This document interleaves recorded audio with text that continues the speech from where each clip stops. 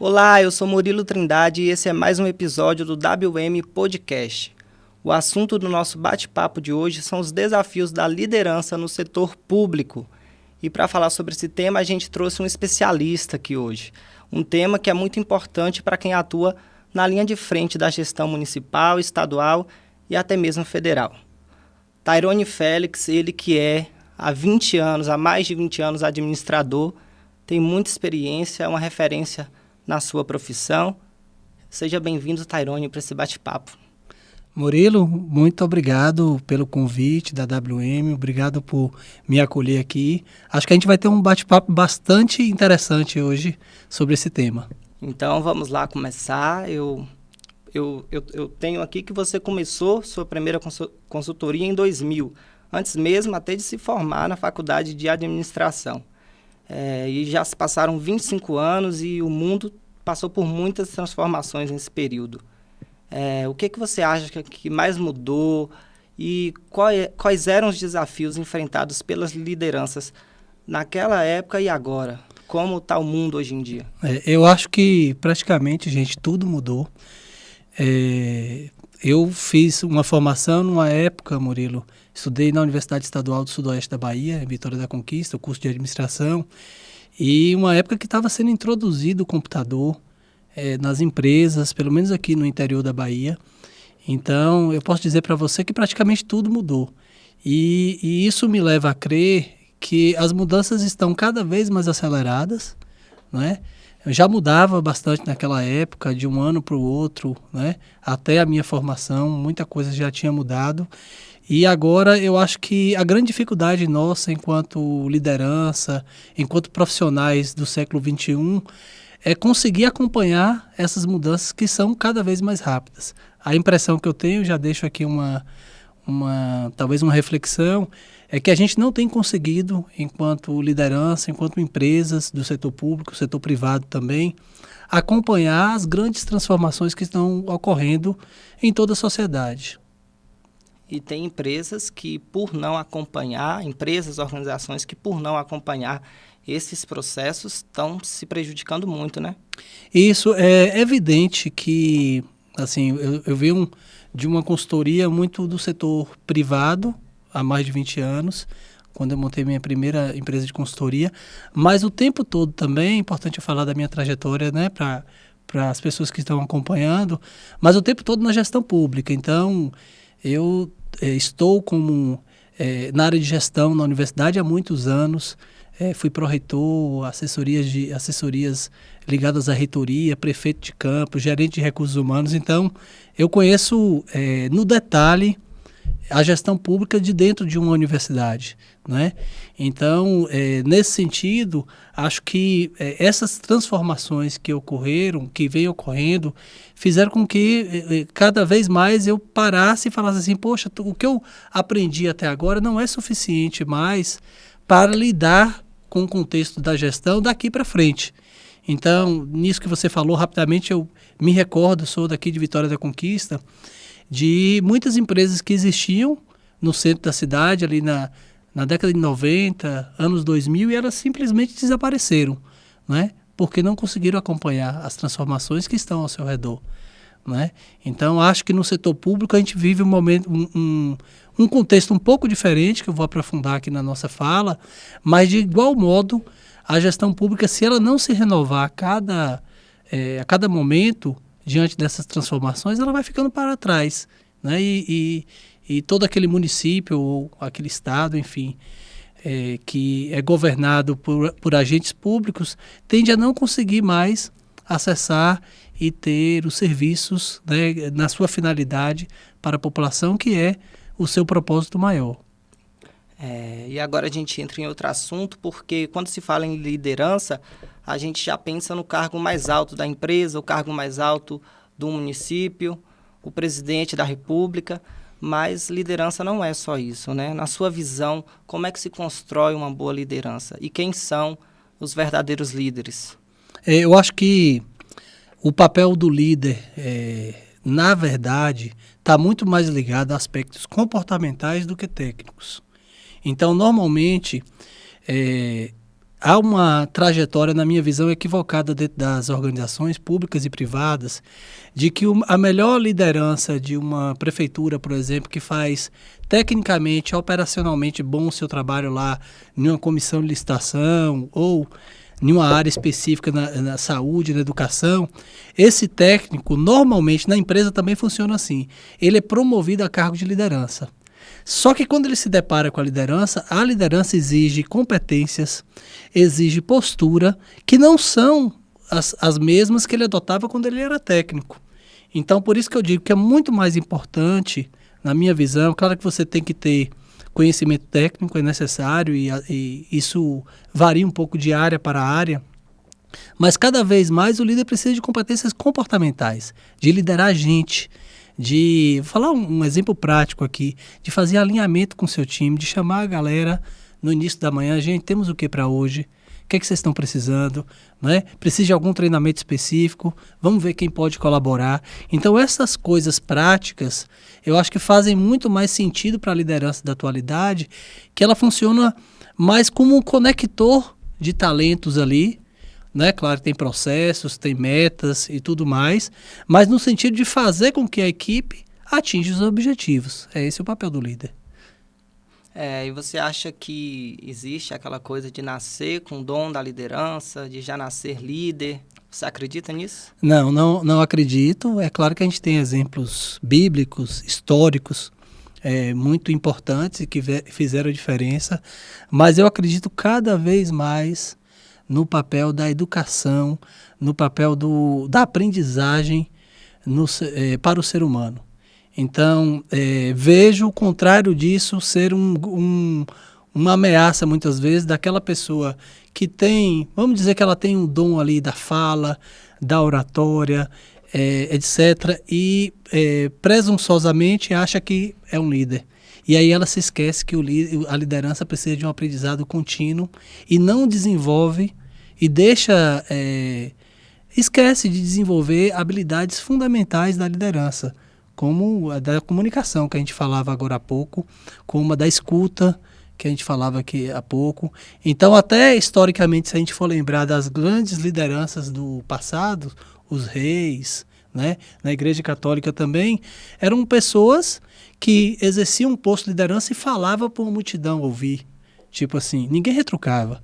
Esse cenário não existe hoje no mundo organizacional, no mundo da gestão. É necessário que eu te convença, enquanto colaborador ali da prefeitura, funcionário público, por exemplo, eu preciso te convencer que aquilo que eu estou te pedindo faz sentido para você, faz sentido porque faz sentido para o município e assim por diante. Eu estou falando aqui de propósito, mas não é só isso.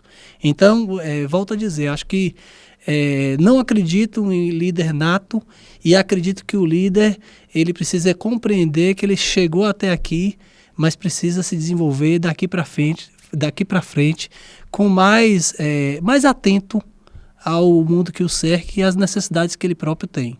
Ou seja, o líder é uma construção. Sim. Muito bem. Quando a gente olha para o setor público, surgem outras complexidades. E o que muda na prática quando o desafio é dentro da estrutura do Estado? Muda muita coisa, mas eu vou fazer uma analogia que eu costumo fazer na empresa pública, nas empresas públicas que eu atuo, que eu conheço, nos órgãos de governo. Há um determinado mito que a gente tem que acabar. Isso é só de empresa privada. Por exemplo, os conceitos de eficiência e eficácia. Eficiência é fazer a coisa certa, eficácia é você atingir os objetivos. Eficiência é um time, por exemplo, analogia com o futebol, é o time jogar bem, né? E eficácia é fazer os gols e ganhar o jogo, né? Isso é necessário, é fundamental na estrutura pública. É fundamental que o líder, e aí a gente volta à questão do líder, as transformações estão obrigando as prefeituras, o Estado, o próprio governo federal a fazer mais com menos, né? A gente está falando de um assunto aqui, por exemplo, da crise climática ou das discussões econômicas em torno das taxações dos Estados Unidos, que impactam diretamente toda a cadeia produtiva e o setor público. Quando se produz menos, aumenta-se o juros, se produz menos, os municípios arrecadam menos. E isso impacta as contas públicas. Portanto, o setor público precisa, de certa forma, é claro que tem nuances próprias do setor público, né? Relacionadas à transparência do serviço público e tudo mais. No entanto, é necessário que a gente não perca de vista que os grandes princípios da administração, da gestão, planejamento, organização, controle, direção, estou falando dos princípios aqui da administração, por exemplo, eles nasceram inclusive do setor público, não foram aqui do setor privado, boa parte deles, né? Então, acho que precisamos cuidar de maneira diferente, mas grandes princípios da gestão são muito semelhantes. Então, acho que, por exemplo, para um gestor que saiu do setor privado, e eu conheci alguns, né, que saiu do setor privado e foi para o setor público, se ele conseguiu, Murilo, fazer essa leitura ambiental de uma maneira rápida, que tem essa coisa da rapidez do time, e aplicar aqueles conceitos aqui de uma maneira bem comunicada com sua equipe, ele tem bons resultados, surpreendentes. Né? Então, acho que esse é o caminho. Certo. E você tem acompanhado essas gestões municipais, tem conversado com muitas pessoas da área. Quais erros e padrões negativos, mais assim, evidentes, que você acha que esses gestores cometem no decorrer do mandato, da liderança deles? A gente está falando assim de um coordenador de uma unidade de saúde até um prefeito de um município. Eu creio que princípio de liderança, alinhamento com o time. Então, quando se toma uma decisão, e talvez o setor público, às vezes as decisões também são tomadas, assim como tem esse defeito na empresa privada ali, fecha assim uma porta, discute um grupo de secretários, eu dou uma ideia, o outro dá uma outra ideia, o prefeito decide e isso chega para a equipe como uma ordem, né? E que precisa ser cumprida naturalmente. Eu penso que é necessário da liderança, desde o prefeito até o coordenador, volto a falar, ou do coordenador até o prefeito nessa linha, um trabalho eu vou citar de convencimento, mas de boa comunicação com o time. Então, uma coisa que eu gosto de fazer enquanto gestor público é a persistência. Eu acho que o que você fala, às vezes você precisa repetir mais vezes, você precisa conectar o time com aquilo, você precisa utilizar de ferramentas de gestão que hoje a gente tem diversas, né, de dinâmicas, de coisas, de equipamentos ou ferramentas digitais. Você tem várias possibilidades hoje de trazer as pessoas para o contexto. Então, uma atitude simples que eu acho que a liderança de uma pequena unidade de saúde pode fazer, por exemplo, ou de uma pequena escola de um município, é uma reunião rápida, não é reunião demorada e burocrática não, reunião rápida com o time. O que temos para essa semana? Vamos pensar em uma reunião semanal. Gente, qual o desafio que a gente tem essa semana? Tem reunião com os pais, precisamos fazer um comunicado para os alunos. Você conecta o time, traz todo mundo para a mesma página, compromete todo mundo ao mesmo tempo e dali pode sair. Você vai fazer isso, você fica responsável por isso, a limpeza, a galera da limpeza fica sabendo. Há uma sinergia ou vamos dizer assim, uma comunicação mais fluida que o líder pode provocar. Diferente de, como eu coloquei no início da minha fala, de trazer uma ordem de cima para baixo e falo, cumpra-se. É diferente, né? Então, o detalhe é reunir o time e organizar a casa, né? Eu estou falando, Murilo, apenas de um exemplo. Sim. Né? De uma prática, de uma liderança que constrói um espaço de confiança com o time, mas ligado ao resultado. Então, quando eu reúno o time, eu já tenho que ter quais os resultados que eu quero alcançar esses objetivos. Então, isso precisa, mesmo que eu construa com o time, eu preciso, enquanto líder, saber para onde eu vou. Né? Um princípio básico.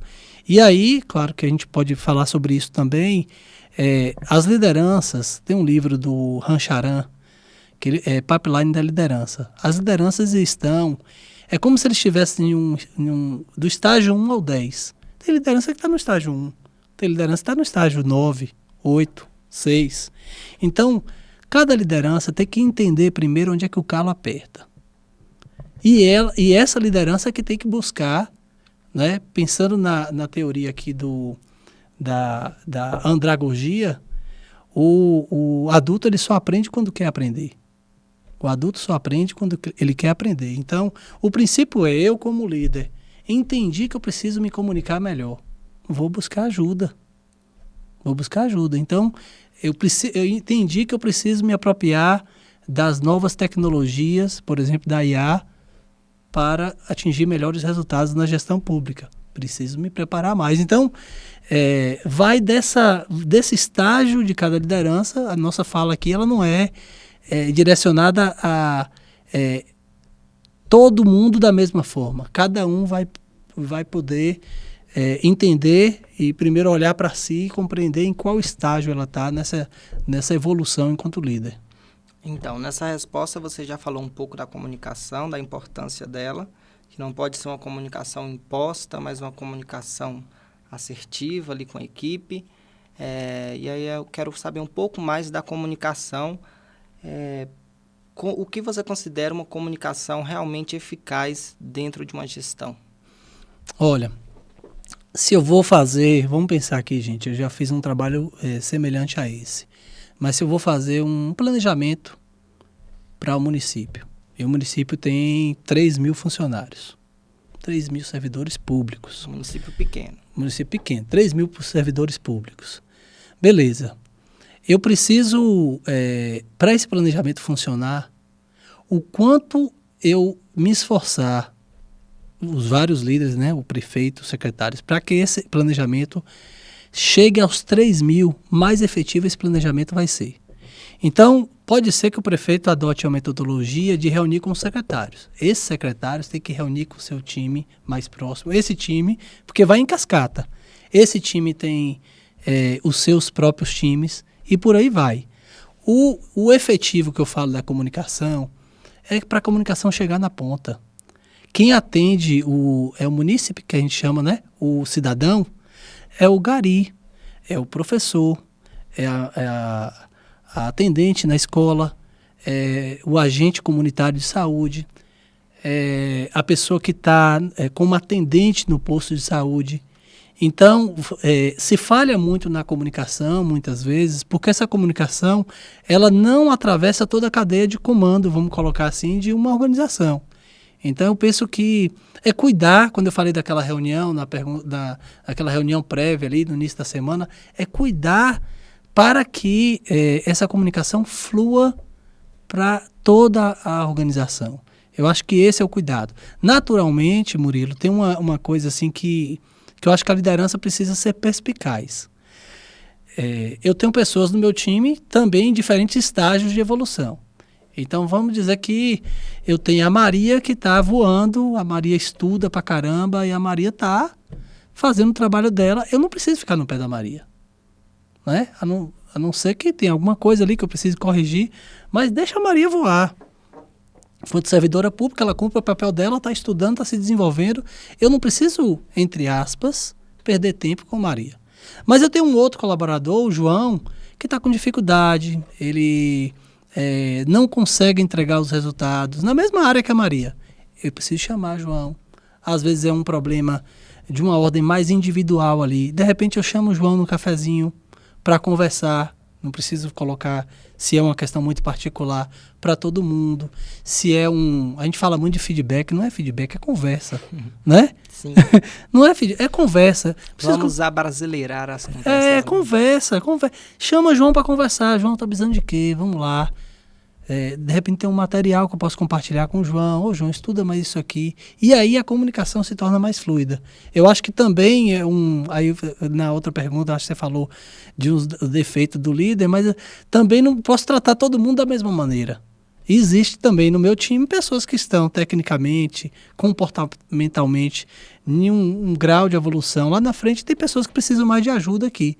O líder age como um mentor, ele ou outras pessoas que trabalham com ele, como um mentor para aquelas pessoas que precisam de mais ajuda. Certo. E agora a gente entra num termo muito importante da administração. Cultura organizacional. Ela costuma ser um fator silencioso dentro das organizações, mas é muito decisivo principalmente na gestão pública. Como você enxerga o impacto dessa cultura no desempenho das equipes e na liderança? Total. Eu acho que a definição sua de cultura foi perfeita. O que a gente precisa ter em mente é que, às vezes, eu acho que é um erro acadêmico a gente levar a cultura para um campo muito abstrato também. Muito abstrato também. A cultura vamos pegar assim, não fui eu que inventei isso, mas assim, aquilo que as pessoas fazem quando os chefes não estão na organização é o que é de fato a cultura. É o que como as pessoas se comportam na realidade. Não é o que elas fingem ser quando alguma liderança está por perto ou porque está fiscalizando o seu trabalho. Não é? Então, compreender. Primeiro, tem 2 aspectos aí da cultura. Eu compreender, hoje você tem instrumentos para isso, Murilo, assim, de você mapear a sua cultura, de você diagnosticar, por exemplo, se a minha cultura ela é menos ou mais inovadora. Tem diagnósticos, tem ferramentas, gente, apropriadas para isso. Se ela é menos ou mais burocrática, se a comunicação é mais fechada ou mais aberta, eu posso mapear. Se ela é uma organização mais adepta às novas tecnologias ou menos. Tem instrumentos para diagnosticar a cultura de um órgão público, por exemplo, de um setor público. Beleza. Só que aí não para aí. Eu entendi. Agora, eu preciso compreender o que eu quero transformar, em que eu quero transformar essa cultura. Porque a cultura está mudando o tempo todo. Assim como a cultura da nossa sociedade, do mundo, ela está em constante transformação. Então, eu acho que mais importante, tão importante como compreender a cultura da organização, é compreender para onde eu quero levar essa cultura. Então, quando a gestão entende que a cultura está assim, mas eu quero aos poucos, isso demora, transformar essa cultura, por exemplo, em uma cultura mais fechada, onde as pessoas têm mais receio de colocar as coisas, fica com vergonha ou às vezes com medo de colocar uma opinião, e eu quero abrir isso porque isso é importante, porque isso traz inovação. Setor público, não estou falando do setor privado. Isso é importante, as ideias, tem gente muito que está lá na ponta, que tem uma opinião, tem uma sugestão para dar para o secretário, e essa comunicação precisa fluir.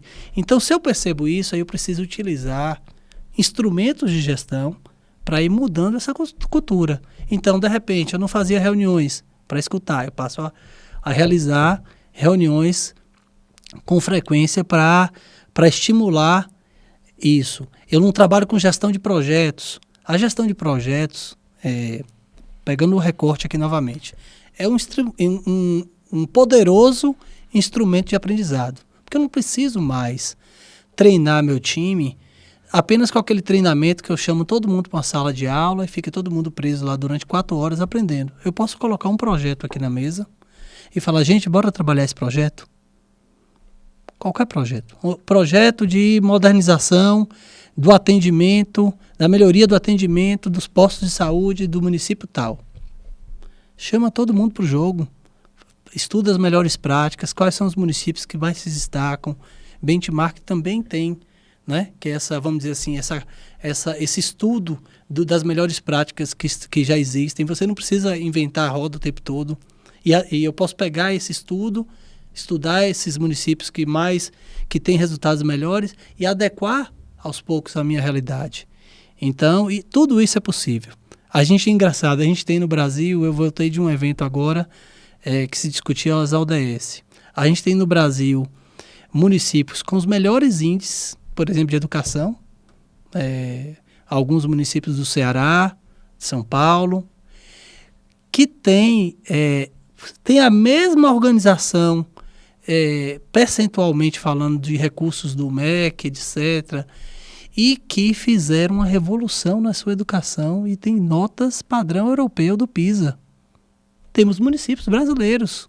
Eu não vou citar os nomes aqui para não ser injusto, inclusive com municípios baianos que estão muito bem avaliados. Então, então é possível, né?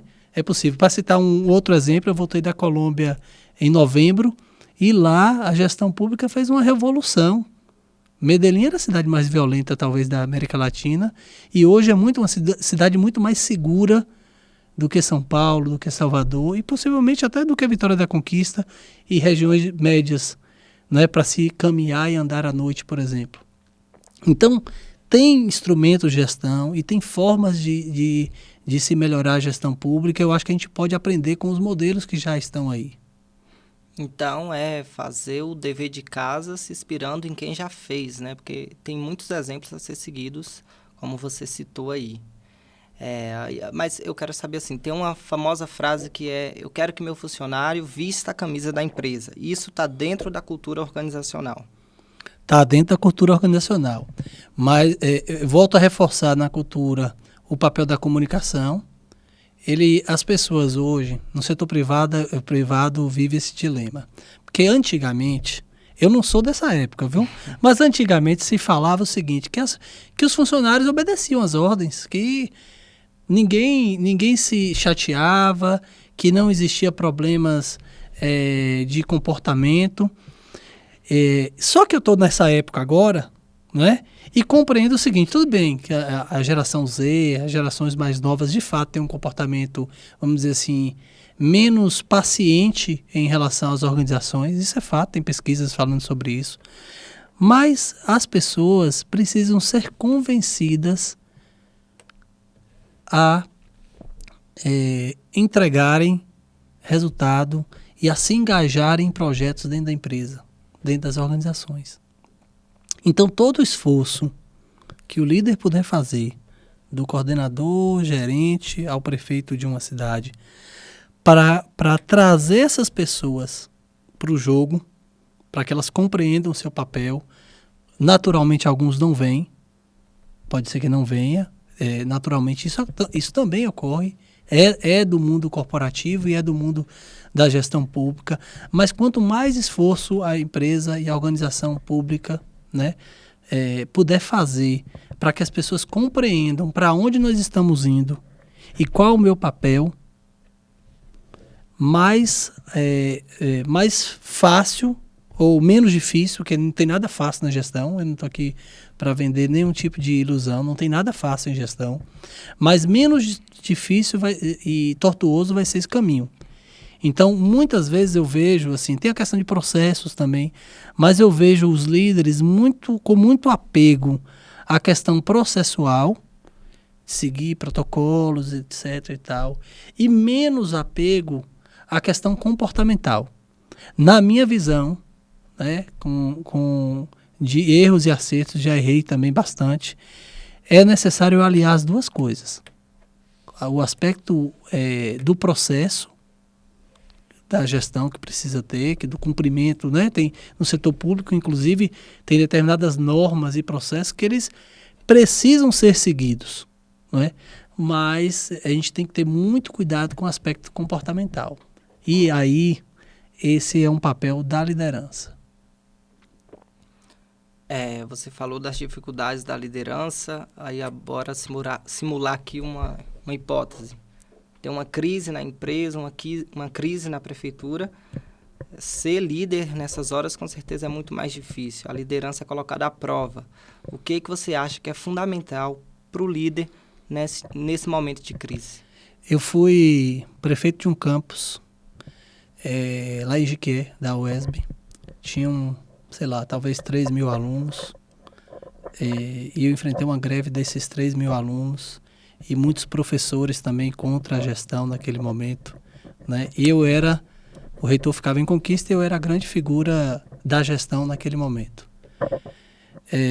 Muito difícil, mas diálogo o tempo todo. O líder é um negociador, né? Então, tinha uma liderança lá, por exemplo, que era a oposição. Dentro da universidade tem essas coisas da oposição, também é o grupo que está ali na gestão. Eu chamei ela para conversar. Eu tinha 27, 28 anos de idade e convidei essa professora na época para poder conversar. Vamos encontrar uma saída para esse problema? E encontramos várias saídas para vários problemas. A gente fez um mutirão para inaugurar um ginásio de esporte. Em menos de uma semana, gente que não era nem da área ajudou de alguma maneira, nem que seja apertando o parafuso, e inauguramos um ginásio de esporte. Dentro do prazo prometido, tinha reunião com com a comunidade, autoridades e tal. Foi feito. Então, acho que nos momentos de crise a gente cresce muito, mas é necessário ter essa capacidade de dialogar com as pessoas, não é?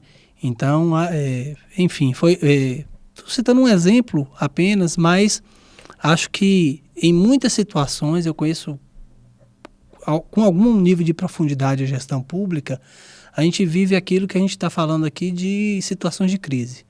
E situações de crise precisa de um comitê de crise, né? Chamar as pessoas, gente, vamos fazer o quê? Coloca o tabuleiro na mesa, você cuida disso, eu cuido daquilo, a comunicação, chamou a imprensa, não chamou, né? Quem é da comunicação interna que vai, né, conversar com a turma. Então, tudo isso precisa ser cuidado naturalmente para que se saia daquele período de crise. Muito bem, muito interessante essas abordagens que você trouxe sobre esses assuntos. Só que agora eu vou passar um recadinho para quem está acompanhando a gente, para se inscrever aqui em nosso canal no YouTube, seguir a WM nas redes sociais e lembrar que você pode ouvir esse podcast também no Spotify, do carro, de onde você estiver, e acompanhar todos os conteúdos dos próximos episódios sobre gestão pública, saúde e tecnologia. E agora a gente continua a nossa conversa com Tairone Félix, ele que hoje é um dos fundadores da Félix Consultores, né? Presta assessoria para muitas empresas na área da administração. E muitos gestores tentam aplicar ferramentas e modelos do setor privado, Tairone, no setor público. Você já falou um pouco sobre essa diferenciação do público do privado, mas você acha que em algum ponto elas se mesclam? Como é que fica isso? Como eu falei, sou administrador de formação, como a gente colocou no início. Boa parte das ferramentas, elas são aplicáveis ao setor público e ao setor privado. Se você vai fazer um diagnóstico aqui para quem é administrador, por exemplo, utilizar uma matriz SWOT, utilizar um modelo de plano de ação 5W, 2H, tem N ferramentas. Com as tecnologias a gente tem muito mais. Eu fico, às vezes, mais preocupado ou menos preocupado com a ferramenta e mais preocupado na leitura do contexto. Então, acho que a grande capacidade que a gente tem que ter, se é setor público ou privado, é de ler o contexto. Eu não vou aplicar talvez a mesma ferramenta, o mesmo método no município A, a mesma no município B. Por quê? Porque lá no município B está rolando uma crise, por exemplo, né? E por N fatores essa ferramenta aqui não cabe. Então, eu acho que cabe muito. Eu não gosto, sou contra essas coisas muito rotuladas, assim, que sabe que esses programas muito que você aplica em todas as organizações e vai ter os mesmos resultados. Eu não acho que seja assim, porque eu acho que tem uma leitura de ambiente, uma leitura das pessoas que compõem aquele ambiente, que é muito peculiar, que é muito específica e que precisa ser levada em consideração. Não é? Então, eu acredito que, respondendo mais objetivamente a sua pergunta, boa parte das ferramentas que estão aí, não é?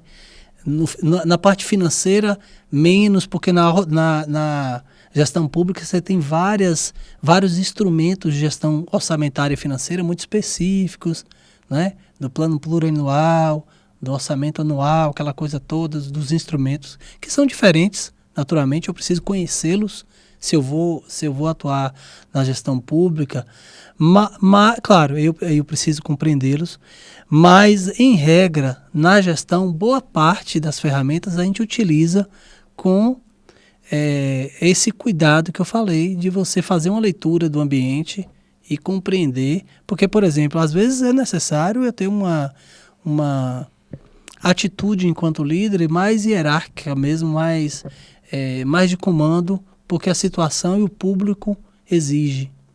E tem situações que em outro ambiente que eu preciso conversar com o público antes para poder atingir os resultados. E dentro do setor público há muita resistência à mudança. Inclusive, uma troca da gestão é uma coisa que abala muito essa questão da organização. Nesse processo de da mudança, como o líder pode estar mais aberto à melhoria contínua? Assim, você trouxe vários elementos na sua fala.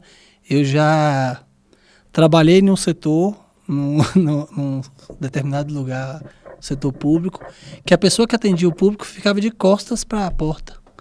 Ela ficava de costas para quem entrava. Porque era mais importante para ela estar de frente ali para a máquina, para o computador, do que atender as pessoas. E o papel dela era atender as pessoas. Mas ela utilizava também a máquina. Chega a absurdos como este, né? Então, acho que como liderança, tem tanta coisa para a gente falar, mas assim, a mudança de gestão pública é um problema no nosso país. Eu acho que a gente tem projetos muito instáveis, né, que vai do governo federal aos municípios, desde projetos bons que são descontinuados porque faziam parte de outra gestão e até falhas no processo de transição propriamente dito. Né? E aí eu acho que o gestor público, a liderança, aquelas mais inteligentes, sabidas e perspicazes e sabedoras desse ambiente, precisam qualificar os gestores públicos de uma maneira contínua. Então, o que eu estou querendo dizer, Murilo, que não existe mais formação de líderes com curso ou treinamento só.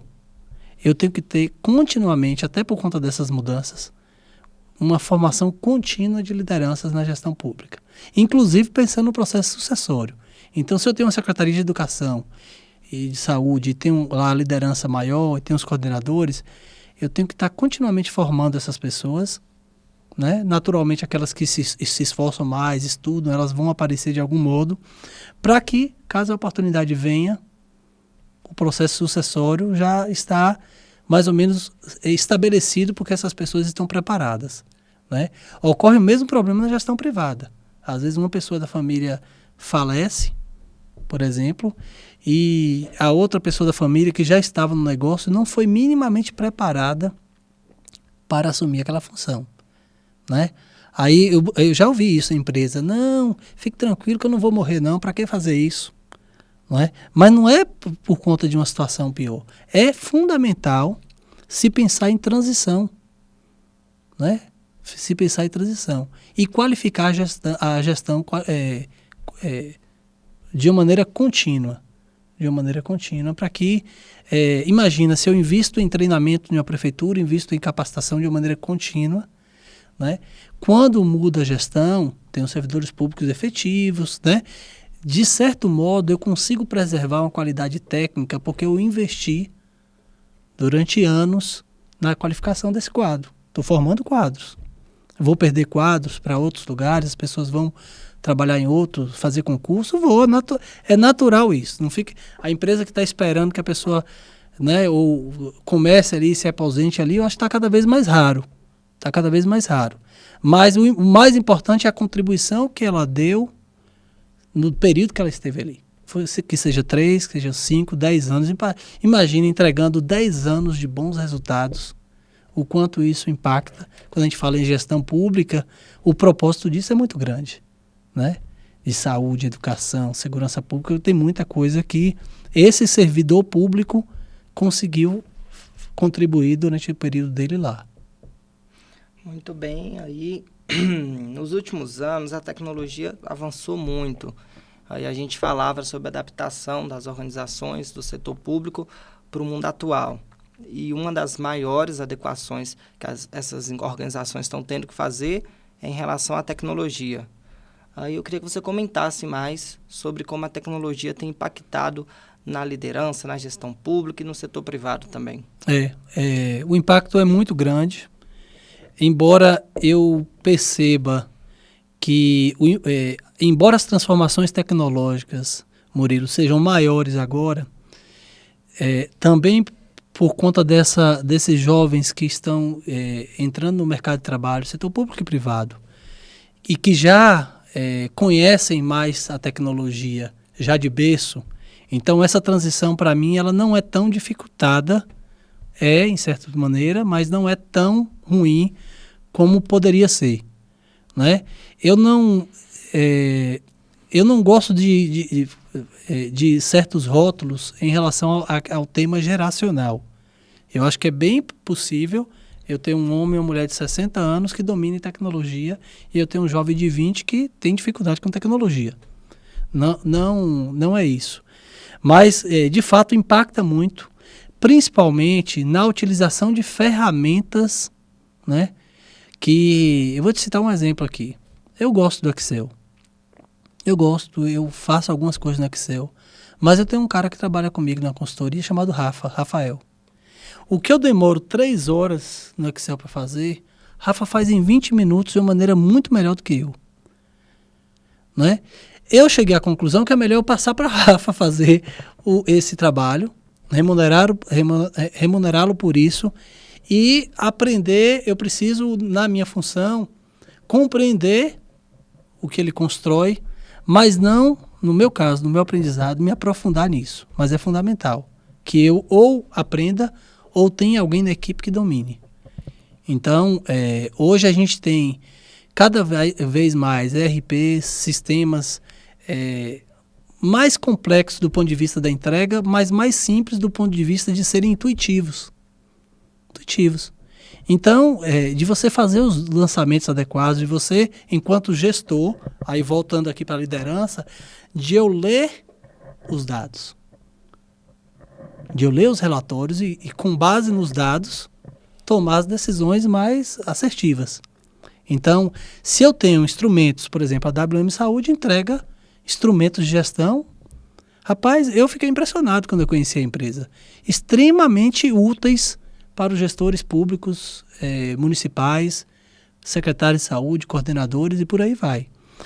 Então, se eu, enquanto secretário, coordenador, né, tenho a WM Saúde que já me entrega isso e utilizo isso para tomar as melhores decisões, aí a tecnologia está sendo muito bem utilizada e eu vou alavancar a minha capacidade operacional, a capacidade de receber recursos do governo federal, do SUS e por aí vai. Então, o desafio da tecnologia está aí, não só no uso da tecnologia, mas de como você aliar a tecnologia com estratégia, com a capacidade de fazer mais com menos, de ser mais eficiente, né? Então, tudo isso está no jogo hoje. Eu acho que a gestão pública, assim como a privada, aí não tem distinção, ela precisa otimizar recursos. Né? Setores, áreas que eu posso utilizar mais tecnologia, naturalmente eu vou ter menos pessoas ali naquele setor. E eu vou utilizar esse recurso para ter mais pessoas em áreas chaves, inclusive tecnológicas, porque se eu tiver mais pessoas qualificadas na tecnologia, eu vou utilizar mais tecnologias e vou prestar um serviço mais ampliado. Eu vou atender pessoas que de repente eu não estou atendendo hoje. Eu acho que é um mundo de possibilidades que as tecnologias nos oferecem. Tem um desafio tremendo educacional no nosso país. Eu tenho uma visão muito crítica ainda em relação à nossa formação, apesar dos avanços, dos muitos avanços que a gente teve no país, né? Mas percebo ainda um déficit. Aí eu estou falando do básico, de português, matemática, tudo, na educação brasileira como um todo, que faz com que essas pessoas, quando entram no mercado de trabalho, público ou privado, tenham dificuldades de avançar em determinadas competências, inclusive nas tecnologias. Então, tem tecnologias mais avançadas que eu tenho que conhecer, não só da matemática, mas um pouco de estatística, por exemplo. Então, acho que é uma questão que a gente precisa cuidar também. E é muito interessante que você citou que a WM faz, porque é justamente isso. Ela entrega a tecnologia, mas ela também auxilia o manuseio dessa tecnologia. Inclusive, eu lembro de Mariana falando aqui no podcast que não é só colocar um computador na sala do médico, mas é ter cuidado para que o computador não atrapalhe o atendimento, porque Sim. ainda existe a relação médico-paciente. E aí a tecnologia revolucionou também o mundo do trabalho, a educação, tudo, e de uma forma que a gente chegou no nível que já está tendo medidas para meio que barrar esse consumo exagerado de tecnologia. Uhum. Aí eu vi que você também está prestando assessoria para as escolas que estão passando para a transição de não permitir o uso de celulares. Como é que você analisa isso? Eu vejo, a gente, nesse nicho específico de escolas privadas, primeiro que é um ambiente que eu super me interesso. Minha mãe foi minha professora de alfabetização na escola pública, né? Eu estudei até o primeiro ano na escola pública, que eu considerava de qualidade. Então, no setor privado, os mesmos desafios.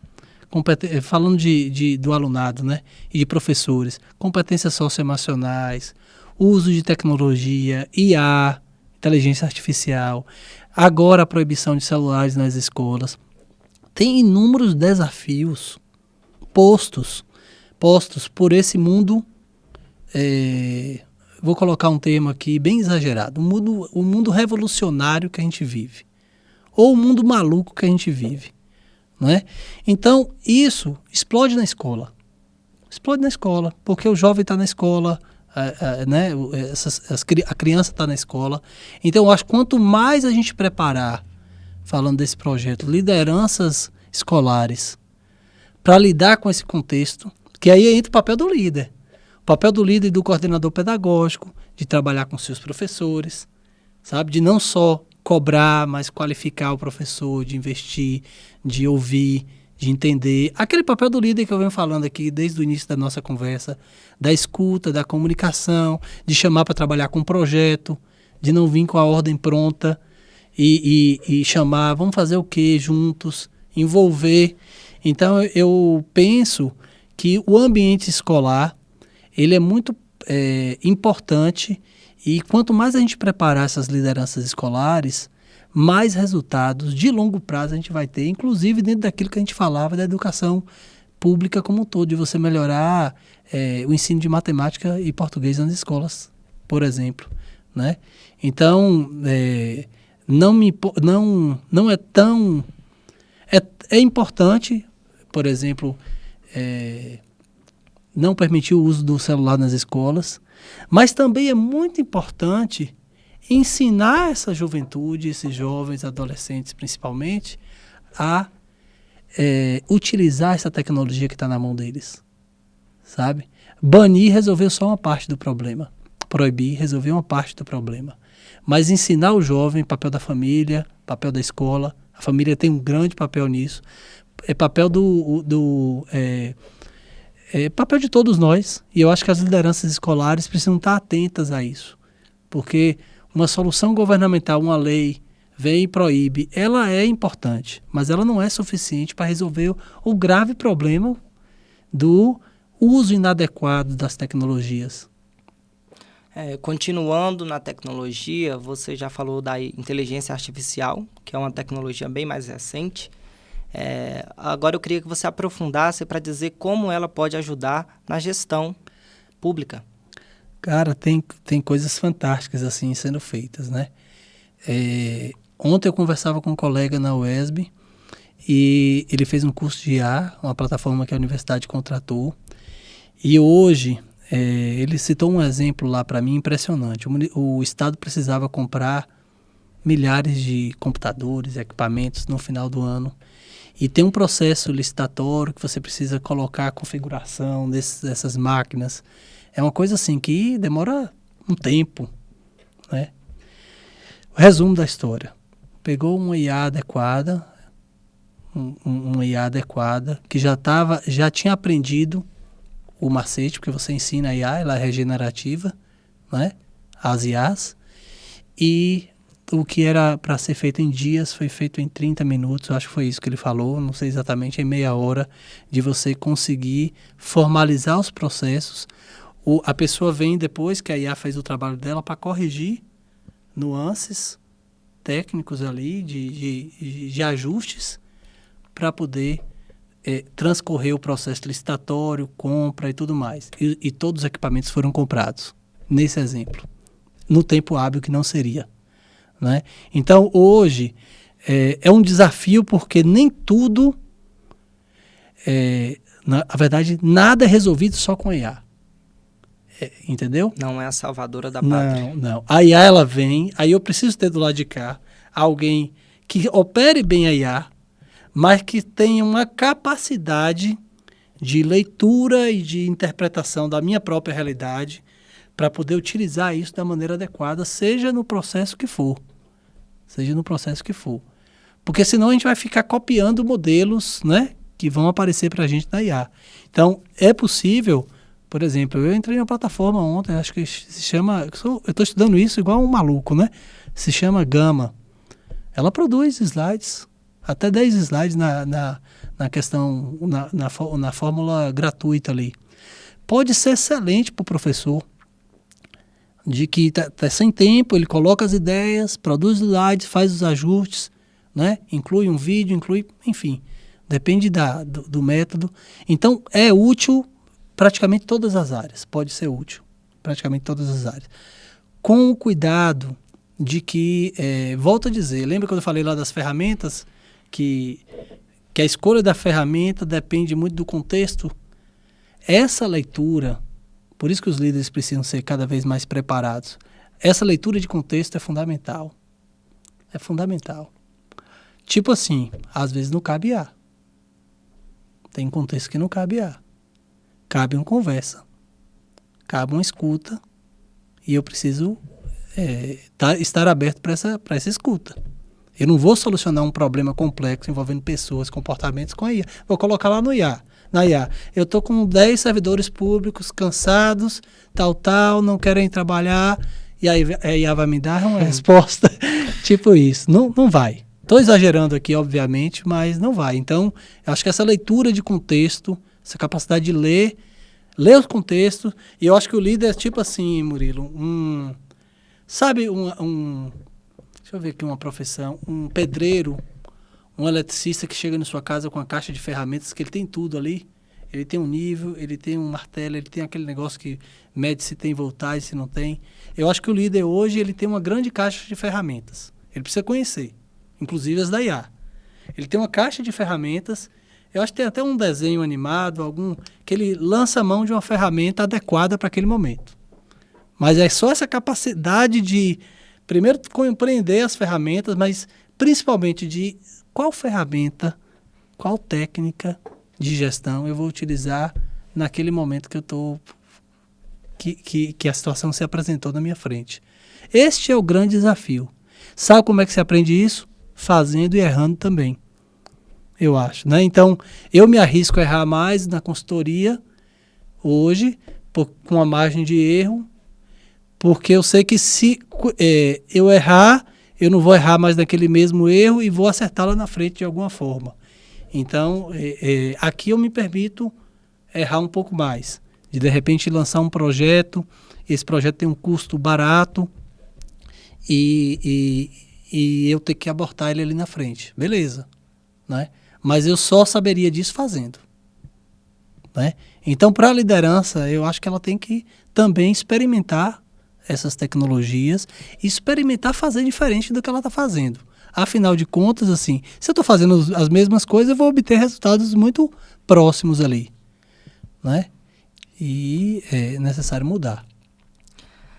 Então, aí dentro do setor público, a gente tem a transparência, que é um fator essencial. Tudo é declarado, tudo é detalhado. E isso exige muita burocracia. Como garantir clareza e acesso à informação sem travar os processos? É um grande desafio mesmo. Eu, quando eu fui pró-reitor, já foi depois que eu fui prefeito de campus. Quando eu fui pró-reitor, eu passava seguramente mais de 6 horas de uma carga horária de 8, mas que nesses cargos você trabalha muito mais, 10, 12, por aí que eu trabalhava. Mas eu me lembro que eu passava pelo menos 6 horas lendo o processo licitatório, vendo se não tinha falhas, porque se tivesse algum problema lá na frente eu responderia por isso enquanto gestor, né? Tem esses problemas, então tem coisas que são difíceis. Eu acho que hoje está diferente. Então, por exemplo, a gente tem sistemas hoje, o Estado usa o SEI, que é um sistema que está tudo lá, né? Os processos estão todos lá, com acesso público. Então, as pessoas podem ver, né? Só quando você precisa colocar um processo em sigilo é porque ele legalmente ele tem algum impedimento mesmo, é uma comissão de sindicância que ainda está em um período de apuração e você coloca em sigilo, mas normalmente os processos são públicos. Em regra, eles são públicos e transparentes. Tem algumas regras que você precisa cumprir. Aí vem 2 olhares aqui meus enquanto gestor. Primeiro, tem gestor que utiliza a norma e acrescenta penduricalhos essa norma e torna o processo mais burocrático, acredite. Ele coloca coisa que não é necessário colocar. Então, eu me lembro de uma época que na UESB, na universidade, para você emitir uma diária, passava por X setores e um grupo técnico se reuniu e conseguiu, dentro da norma, reduzir a quantidade de pessoas, quando o processo era físico ainda, hoje é todo digital, de pessoas que precisavam assinar aquele documento. De papel que precisava colocar naquele documento para emitir uma diária para um servidor público. Então, acho que é necessário cumprir a norma, mas olhar para a norma e falar assim, o que dá para simplificar aqui para que esse processo não fique tão burocrático? Vamos simplificar e propor mudanças. Eu acho que tem vamos dizer assim, tem regras que são do âmbito da prefeitura. Elas não são impostas pelo Tribunal de Contas do município, por exemplo. Se é do Tribunal de Contas, não. Aí eu tenho que cumprir o Tribunal de Contas, uma norma geral, a gente tem a nova lei de licitações, então, de fato, é um ambiente muito complexo.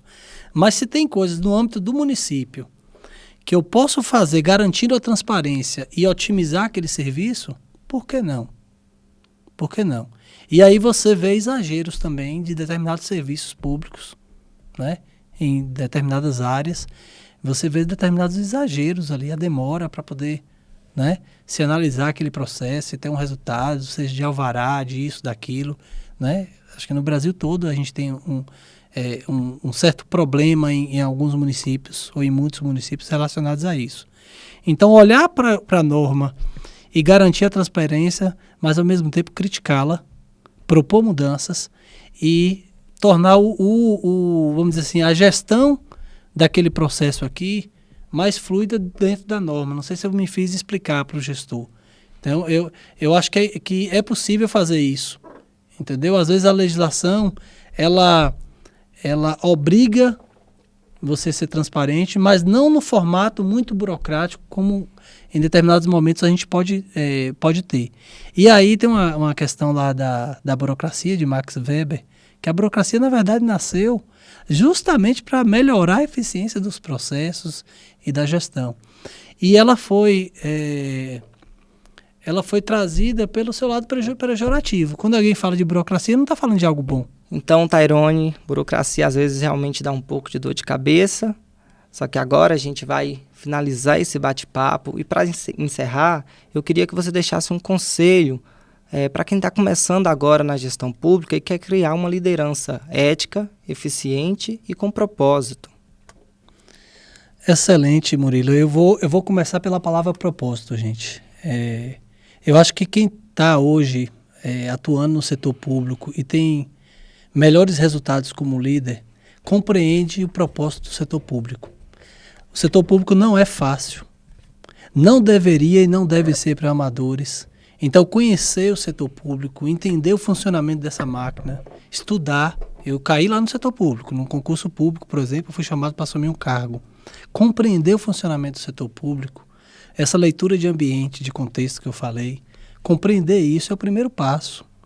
É o primeiro passo, porque eu vou lá no propósito, eu não fico aqui em meio da burocracia, do lado ruim da burocracia que a gente comentou.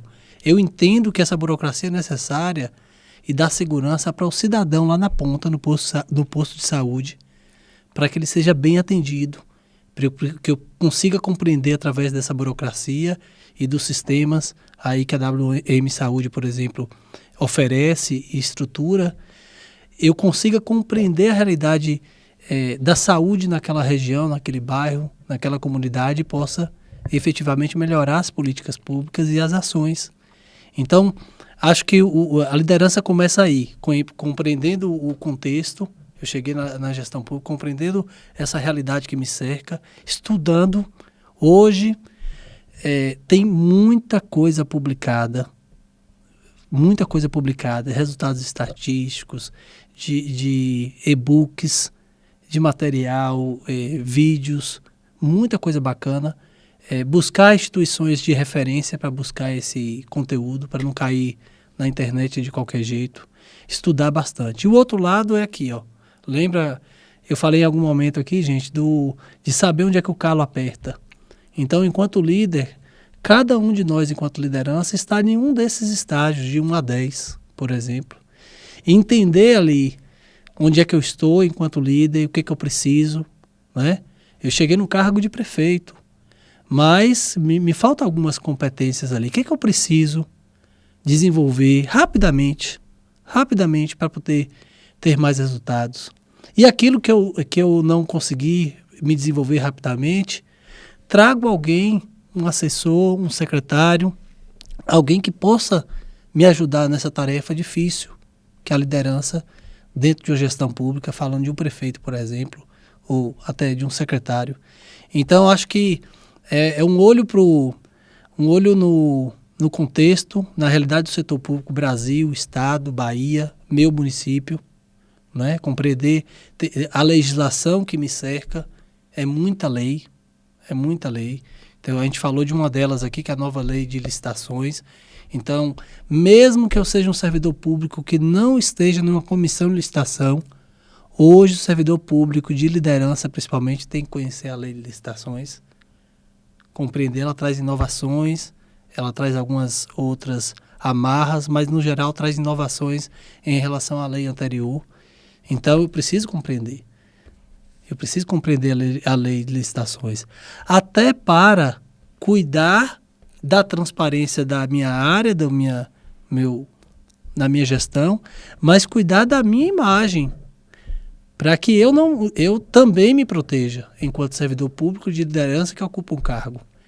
Então são eu acho que várias coisas que a gente conversou nesse bate-papo interessantíssimo aí para a gestão pública, para a liderança, mas fundamentalmente conhecer a realidade que a gente trabalha e conhecer-se, né, cada vez mais e melhorando continuamente, que nunca vai acabar. Tairone, muito obrigado por sua presença. Eu tenho certeza que esse diálogo vai motivar muito todos os líderes, gestores municipais, secretários que acompanham aqui o WM Podcast. A gente agradece a sua experiência, seus conhecimentos compartilhados. Eu que agradeço o convite, Murilo. Eu agradeço toda a equipe da WM Saúde, esse projeto maravilhoso. E tomara que faça um sucesso aí, que todo mundo busque, acesse, escute e reflita sobre tudo que a gente falou. Obrigado a todos. E a você que acompanha o WM Podcast, eu deixo o nosso muito obrigado e a gente se vê no próximo episódio. Até a próxima!